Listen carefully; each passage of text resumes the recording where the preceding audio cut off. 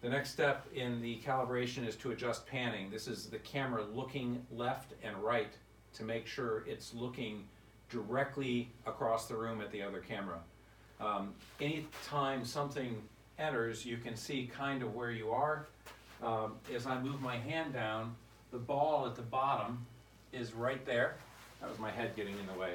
So that ball, this peak right here, is the ball at the bottom of the system, of that calibration line. The peak you see here, right there, is at the top. It's those balls at the top. That's okay. We don't worry about that. The problem is over there. We shouldn't see any peaks over there. Those two peaks are the balls hanging below camera number 1. The camera is looking down far enough that it can see those balls. That is not a problem once the system is calibrated, but during the calibration process, that is an unacceptable level of peaks.